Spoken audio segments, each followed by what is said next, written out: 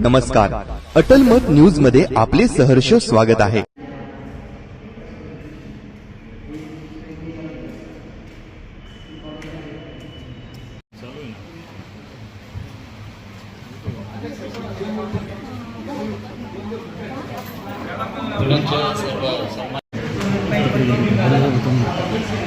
काय सांगा सर आजच्या कार्यक्रमाबद्दल? आज छत्रपती संभाजीनगर या ठिकाणी जिल्हा परिषद छत्रपती संभाजीनगर आणि यशदा पुणे यांच्या संयुक्त विद्यमाने या ठिकाणी नवनिर्वाचित जिल्हा परिषद सदस्य यांचं या ठिकाणी प्रशिक्षण शिबिराचं आयोजन करण्यात आलं होतं. मोठ्या उत्साहामध्ये हे प्रशिक्षण या ठिकाणी पार पडलेलं आहे.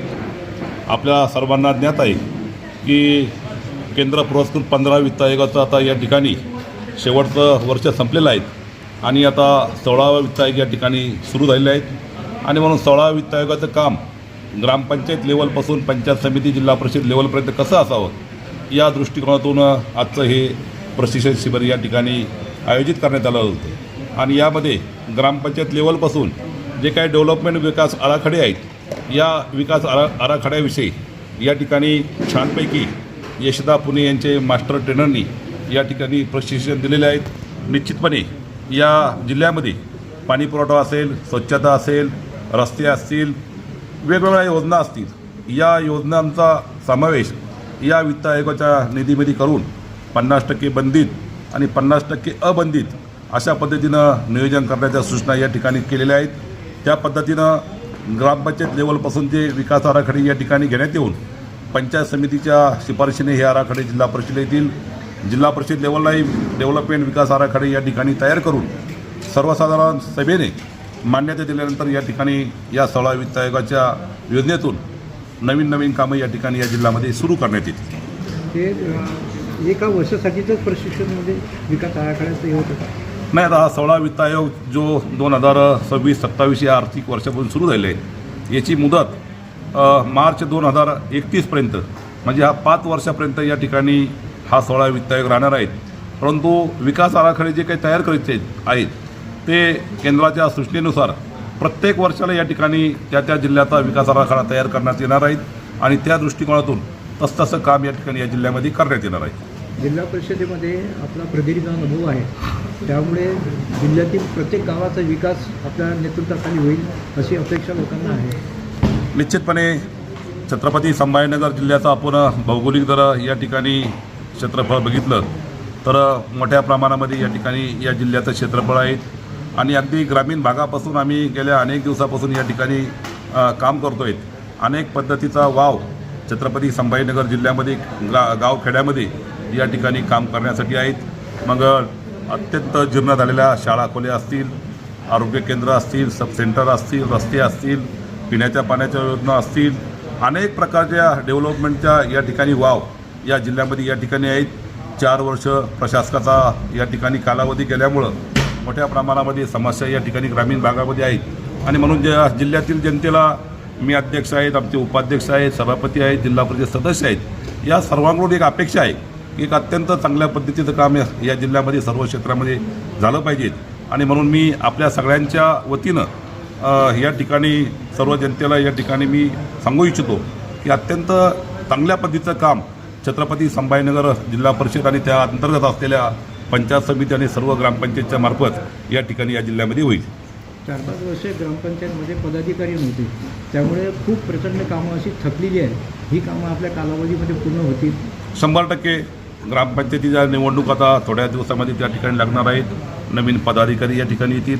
आता प्रशासक असल्यामुळं आणि काही केसेस सुप्रीम कोर्ट आणि हायकोर्टामध्ये प्रलंबित असल्यामुळं मला या ठिकाणी माहिती आहे की अनेक प्रकारचा जो गाव लेवलचा निधी आहे तो निधी वेगवेगळ्या योजनेवर त्या ठिकाणी खर्च होत नाहीत आणि म्हणून भविष्यामध्ये आम्हाला आशा आहे की लवकरच या ठिकाणी एक चांगला न्यायनिर्णय होईल आणि अधिक गतीनं या जिल्ह्यामध्ये ग्रामपंचायत लेवलपासून पंचायत समिती आणि जिल्हा परिषदच्या माध्यमातून चांगल्या पद्धतीचं काम या ठिकाणी होईल. धन्यवाद. जातो जिल्हा परिषद, पंचायत समिती आणि ग्रामपंचायत आणि ती खरी सुरुवात या प्रशासक काळानंतर 4 वर्षानंतर झाली. आमचे कर्तव्यदक्ष आमचे अध्यक्ष की कालच त्यांनी 15 वित्ताचं जे नियोजन केलं अगदी 63 सदस्यांना बरोबर घेऊन योग्य रीतीने खऱ्या अर्थाने पक्षाची जी धुरा आहे ती खांद्यावर घेत सबका साथ सबका विकास आणि सगळ्यांनाच बरोबर घेऊन सर्वांगीण विकास व्हावा त्या दृष्टिकोनानं त्यांची जी काही ते गरुड झेप घेत आहे ती एकदम सर्वांना बरोबर घेऊन ते घेत आहे. ही सगळ्यात मोठी गोष्ट आहे. तिथं विरोधक आहे म्हणून त्यांना ती भूमिका त्यांच्याबद्दल त्यांनी कुठेही ठेवलेली नाही. अगदी तुम्ही त्यांचं नियोजन जर पाहिलं तर आपल्यालाही कळेल की त्यांनी सगळ्यांना आज वर्तमानपत्रामध्ये मला वाटतं बरंच काही आहे त्याच्यामध्ये आपण जर ते पाहिलं तर त्यांनी सगळ्यांना बरोबर घेतलेलं आहे. आणि हे प्रशिक्षण शिबिर जे चालू आहे यशता आणि जिल्हा परिषदच्या संयुक्त विद्यमाने खऱ्या अर्थाने जिल्हा परिषद सदस्य, पंचायत समिती सदस्य असतील किंवा ग्रामपंचायतचं सरपंच सदस्य असतील यांनी त्यांच्या कार्यकाळामध्ये किती चांगलं काम ते करू शकतात त्याकरता यशदामध्ये सुद्धा 3 दिवसीय शिबिर मागे झालं. आज 1 दिवसीय शिबिर इथे झाल्याने वारंवार महाराष्ट्र शासन या शिबिरांचं प्रशिक्षण शिबिराचं आयोजन इथे नेहमी करत आहे की त्यांनी त्यांच्या कार्यकाळामध्ये सर्वांगीण विकास ग्रामीण भागाचा करावा या पद्धतीचं काम होत आहे. आणि पुढे आपण आपलं सहकार्य सगळ्या गोष्टीने लावत आहे. जिथं कुठं आमचं चुकलं आहे तेव्हा मीडिया आमच्या बरोबर आहे आणि चांगल्या आमच्या कामाला आपण सतत उजाळा देत आहेत. ही मोठी गोष्ट आपल्या माध्यमातून दिसून धन्यवाद. ओके, धन्यवाद. आपलं समाधान कधी होईल की लोकांच्या चेहऱ्यावर आपण जेव्हा समाधान पाहू तेव्हा आपण निवडून आल्याचं समाधान आपल्याला मिळेल. कोणतंही काम करायचं ते एक इंग्लिशमध्ये जॉब सॅटिस्फॅक्शन नावाची कन्सेप्ट आहे की कामाचं समाधान आपल्याला जर मिळालं तर ते काम करण्यात काही अर्थ आहे. अन्यथा काम तर जो याला गुंपलेला जण बैल जसा फिरत राहतो तर तसं काम करत राहणे त्याला तर काही अर्थ नाही. म्हणून काम जे आता आपण प्रशिक्षण घेतोय आपण त्या प्रशिक्षणाच्या धर्तीवर गावामध्ये जाऊन आम्हाला आता तुम्हाला खरं समजलं असेल तर तळागाळात म्हणजे खेड्यात जाऊन काम करण्याची आवश्यकता आहे. जास्तीत जास्त वेळ गावामध्ये दिला तरच तुमचा कामाचा म्हणजे ग्रामपंचायतचा पाई इंडेक्स वाढू शकतो. त्यानंतर पंचायत समितीला काही पुढे निधी मिळू शकतो आणि त्याच्या अयोगानं आपल्याला सुद्धा म्हणजे निधी बक्षिसं काय मिळवायची असतील तर आम्हाला जावं लागेल. आणि ह्या कामाची सुरुवात आत्ता येणाऱ्या आता 15 ऑगस्टला ज्या ग्रामसभा होतात त्या ग्रामसभा प्रॉपर पहिलं वार्डसभा त्याच्यानंतर ग्रामसभा होतील या दृष्टीनं काम केलं पाहिजे. खरं म्हणजे ग्रामसभा जर यशस्वी व्हायची असेल तर आता जसं सांगितलं सरांनी की बचत गट, गावातल्या विविध संघटना, व्हॉट्सअपचे ग्रुप आहेत. ग्रुप ॲडमिनला जरी बोलावलं तुम्ही तरी पण ते बरेचसे ग्रुप येतील. तिथं बरेच लोक येऊ शकतात. आणि महिलांचा सहभाग किती महत्त्वाचा आहे हे जोपर्यंत तुम्ही महिलांपर्यंत पोहोचून नाही सांगणार.